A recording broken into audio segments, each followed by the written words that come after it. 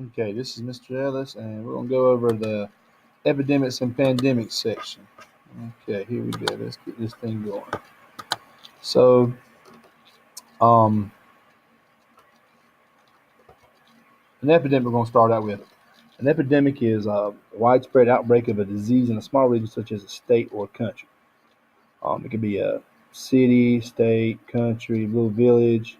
The bubonic plague back in the Middle Ages started out as an epidemic in Asia, and of course, it traveled to Europe through the Silk Road with Marco Polo and all that stuff. He brought more than silk back. He brought some diseases back. SARS is a epidemic that started in Asia and, of course, went all over the world, kind of like a flu-type disease. Of course, Ebola is one we talked about just recently in the last 4 or 5 years over in Africa. It's a epidemic in West Africa.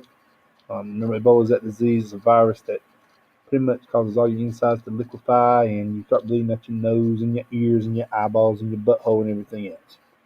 Okay, so a pandemic is different from epidemic. It's actually bigger. A pandemic, you got to look for the words world. It's worldwide, different countries, more continents.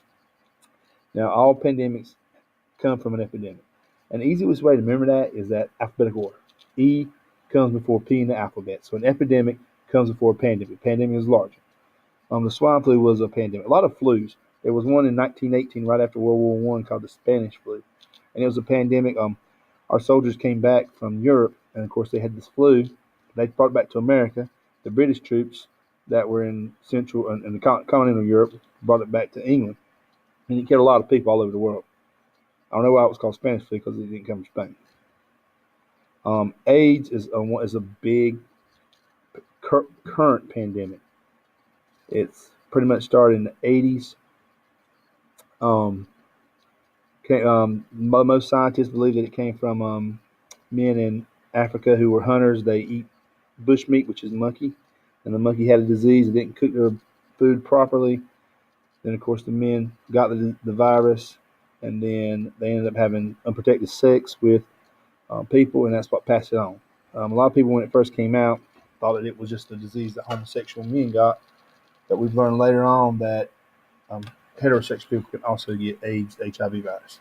Now, what AIDS does is it kind of destroys your body, your immune system, which keeps you from getting sick. Nobody really dies of HIV or AIDS. They usually die like the flu or strep throat or some other disease that kills them, pneumonia, because AIDS destroys your immune system. It means autoimmunodeficiency syndrome. Okay, your immune system I just talked about is your bodily system that protects the body from foreign substances, including pathogens. Okay, these could be viruses. We talked about bacteria, parasites, fungus. Now you got a bunch of these things. We're not going to worry about the different things that are in there. We saw the video with the white blood cells. We're not going to really worry about that. And that's pretty much your immune system. Now, immunity is the condition that permits either natural or acquired resistant disease. We watched that movie Contagion, and Matt Damon's character, he was naturally immune to that virus that was in the movie that killed everybody. And there are lots of diseases that all of us are immune to naturally. Now, an acquired immunity would be like when we get our vaccinations. Like when you're a little baby, you got shots. Before you came to kindergarten, you got shots. Y'all even got one in 6th grade. Guess what? You're going to keep getting shots for the rest of your life. And those keep you from being sick. Now, immunization is pretty much kind of like vaccinations. You have to get your immunization card. Down in the office area, everybody has like a folder that has all your information. There's a health part of it. And it has a copy of your shot record and tells you what shots that you have and when was the last time you had one. Because most shots you get them in there for life. And you're good for that disease for life, like measles and stuff like that. I know y'all got chickenpox vaccine. I didn't get that. I had to go through that, and it's not very nice experience. So y'all lucky. Science helped y'all out a whole lot.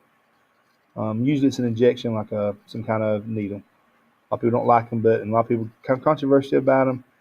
A lot of people think for religious reasons they don't need to take them. I don't know about you, but I think God gave me enough sense to use science to help me so that I don't get sick.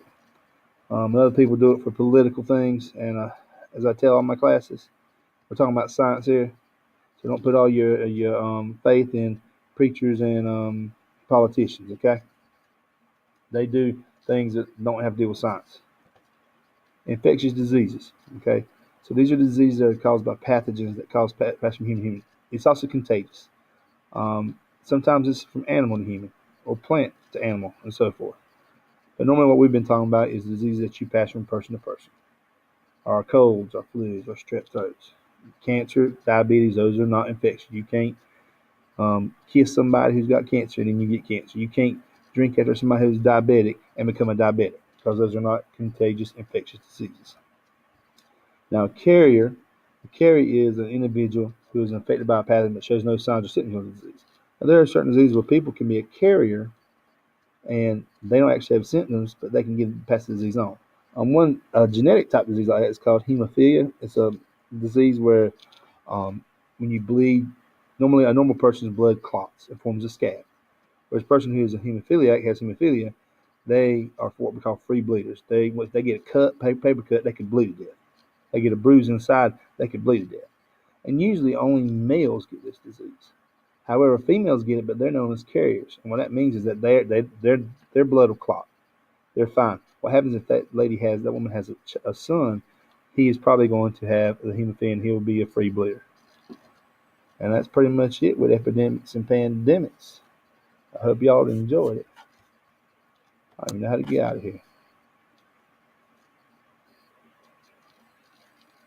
And there we go. Let's stop this thing.